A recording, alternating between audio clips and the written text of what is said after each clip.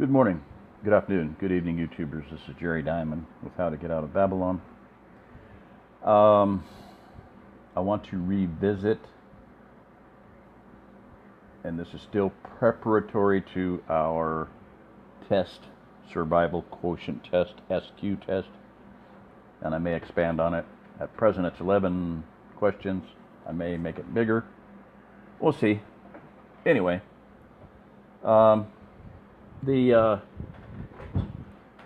wanted to come back to this document.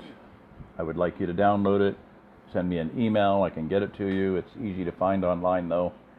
The County Restoration Handbook, Building the Future One County at a Time. This really encompasses basically the entire thrust of what I'm trying to get across. Larger level, county level, okay? You got to try to save your family. You got to try to save friends, be prepared for the future, let's say, put it that way, to provide food and shelter for family, for friends, and then you grow. A family becomes, you start with a family, it becomes a tribe. This is simple, the way things work in this world. It's also, it just happens to be biblical. You extend your family, you extend your holdings, you grow, you multiply, you're fruitful, etc. Become a tribe, become a community, tribe, community, whatever, township, county. You take over by force of numbers. If you don't think this works, just look at some areas of the world and this country that are under certain types of law that were not part of the founding of this country. I'm going to leave it at that. All right, so the larger region is what's critical. I will say again for the umpteenth time, prepper, survivalist mentality is basically self-destructive. So if you are going to go out there and try to be Mr. Lone Wolf or Miss Lone Wolf or whatever, gray man, and be invisible, not going to happen. If you think you're going to have any kind of influence on the outcome by doing that, you might have a tiny, tiny little bit. Probably not going to help you much. I made the statement and I took an entire video to point out that the special forces in this country would like to go AWOL. They will not, they cannot, because they know they will not survive, because they do not have the support of the civilian population. So, all right. So what I want to get at here is just something that has been part of this entire saga since its inception. I'm going to say since very close to its inception.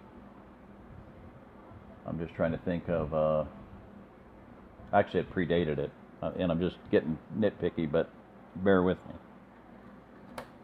me. In the year 2000 is when I saw the young couple coming through the forest toward me. We had built enough houses ahead of time that they were out there. This couple found one that had been built for whoever found it first. It was their home. Okay, that's still my motivation. If I can have a home, establish a home, build a home, see a home built, or see a farm purchased or bought for a family, I'm going to do it. And I've done that. Okay.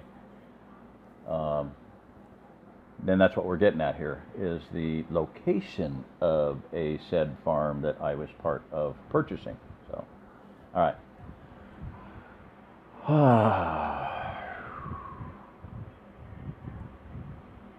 Lord help me. Father help me. This is so heavy.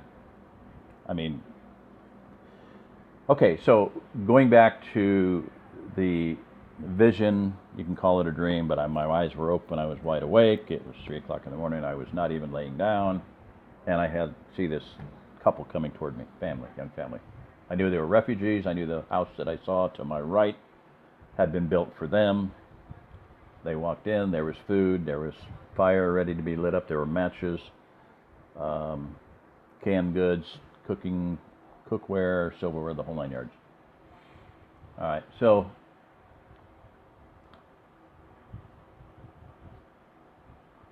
that was after a certain event in my life happened.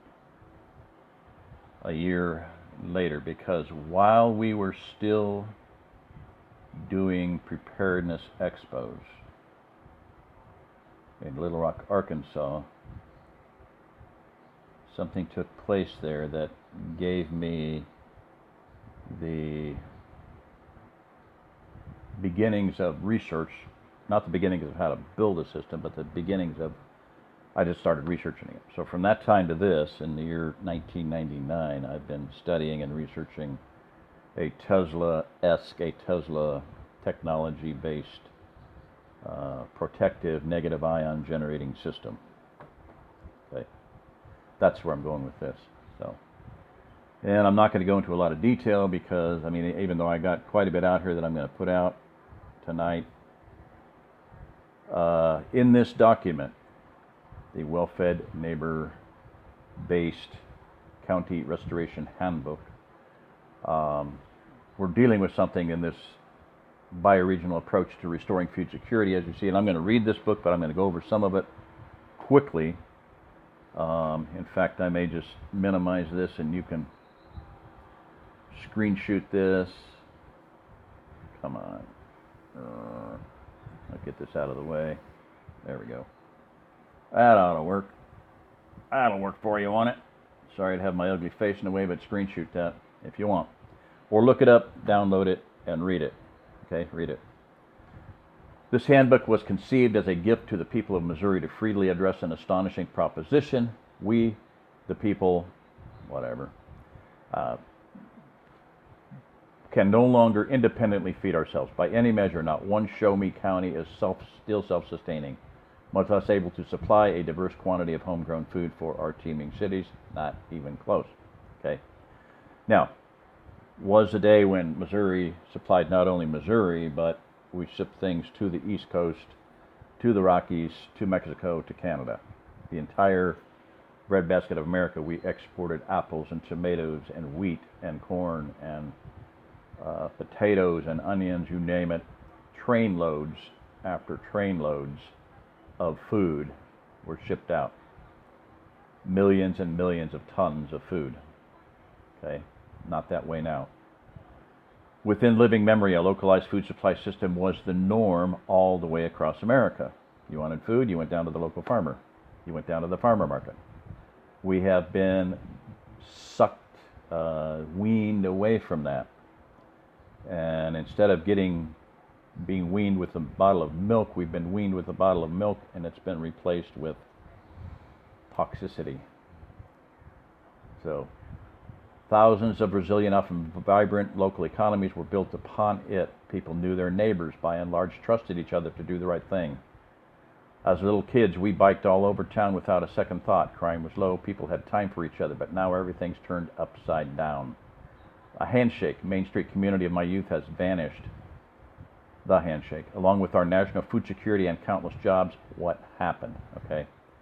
If you're interested in that, and I would like to assume, I would like to believe that everybody who's listening to me has watched every one of these movies that he names.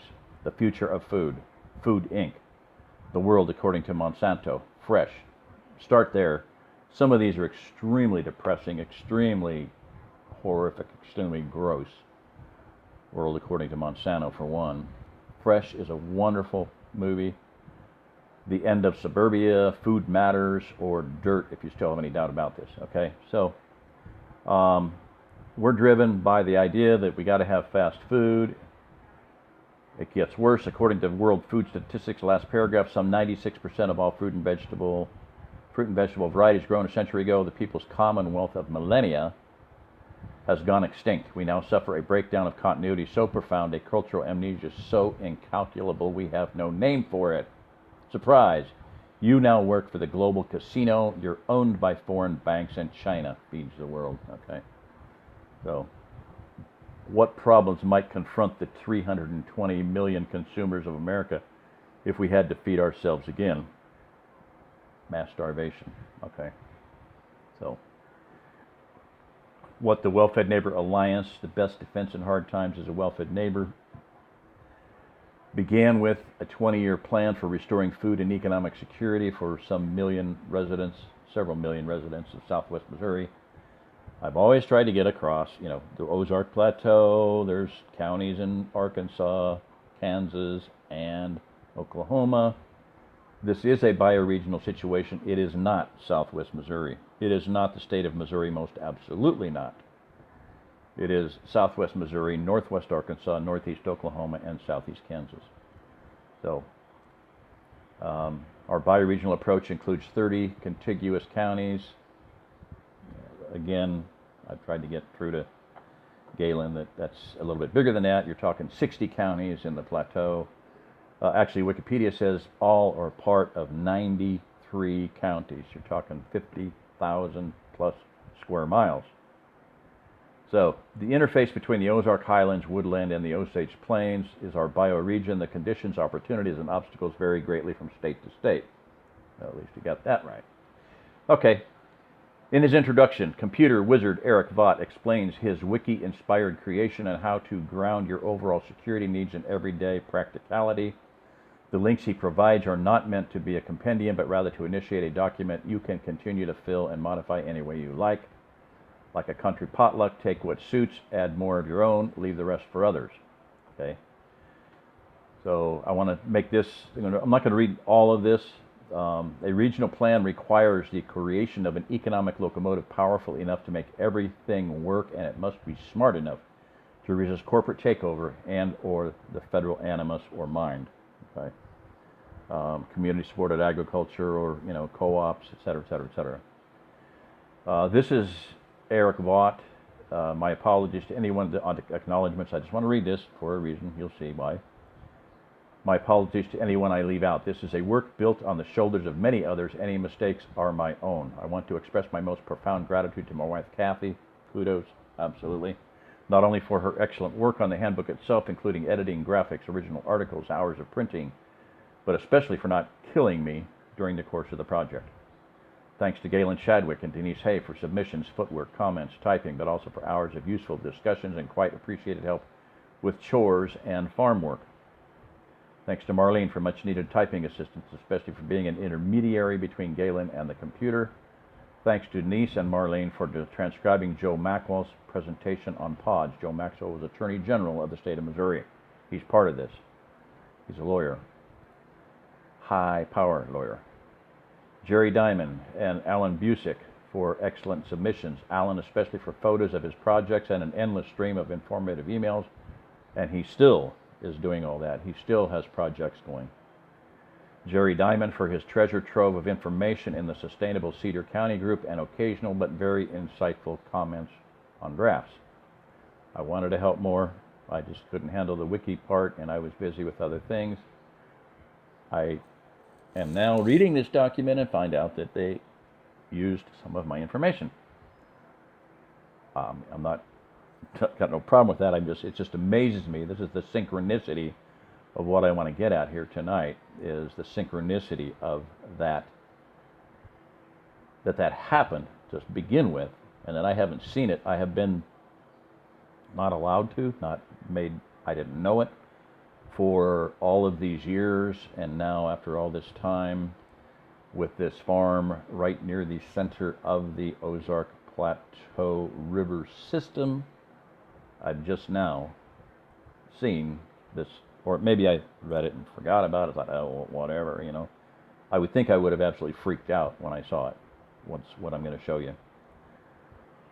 And I don't remember being totally freaked out by it, so. The Vimonts, Eric Vimont, Kathy Vimont, for information on useful farm products and useful discussions, especially on neighborhood watch issues. Eric is an awesome person. Wanted to be a farmer his whole life and came out with money to buy a farm and bought a farm, and the farm he wanted to set up and establish, knowing that the first thing that they would come after is raw milk. He set himself up a raw milk dairy farm, and he has done excellent there. Lincoln Justice for several excellent submissions, which I then edited mercilessly, and for very insightful and philosophical email discussions for footwork getting this draft together. getting the ball rolling on making the handbook site a general repository for Well-Fed Neighbor Alliance writing material. Deborah Snyder for a couple of very useful submissions. Dave and Connor, Help on the Farm. Canovy and Associates, that's Matt Canovy, etc. Firearms training people, experts. For legal information on self-defense in Missouri, including Frank and Mark. To everyone who released their work for use in a handbook, especially Richard Moore and Travis Huey. And Travis Huey is the man who does barrelponics. He designed, perfected a barrelponics system. He has set one up for Pastor Joe Fox at Shofar Mountain and quite a few other places. I would hope the number of places around the Ozarks. I believe there's somebody else I should be able to name, but I can't off the top of my head. All right. The County Restoration Handbook, Building the Future One County at a Time. This project is a collaboration between the Well-Fed Neighbor Alliance, Statesmen for Our Constitutional Republic, and other organizations. The point I wanted to have this up here for is the third paragraph, short one. The Lawrence County document is meant to be heavily tailored for different localities. Clearly, Greene County, Missouri, that's where Springfield is. Tioga County, New York, Los Angeles County, California, Pima County, Arkansas, have very different needs and must meet them differently. No single effort can hope to cover all these diverse needs, but many ideas and best practices can be shared. So, in other words, you take this, there's 3,140 counties, very bizarre, 3.14 pi, 3,140 counties, including the parishes, as they're called in Louisiana, not counties, same thing, except for the fact that they have their own navy. But anyway, take this document and make it your own for your county, okay? I just have this up for the purpose of showing you that there are 9 different facets of this plan. It's very complex, in a sense simple. Okay, you have at the lowest level the family farm, okay? Below that you see level of detail up there, right there above my picture there, okay? Level of detail, family farm, township, and community, a little bit bigger. And then 3 county level, okay? Obviously state, but the 3 levels there are those 3, and then across the bottom, the level of need. We're looking for economic, community, and restoration over a period of the next 20 years. Galen then later started a thing called the Farm Restoration Congress, which is a 20-year plan to take back or to prevent 20 billion, with a B, not million, $20 billion in farmland in Missouri and this region that will go to state land. It'll be dumped off to relatives to dice up and slice up, made into housing projects or whatever. Go to state land, federal land, forestry, that will do nothing for the people in this state or in this region in the way of providing shelter or food. So, all right, that's it right now. Thank you. Bye-bye.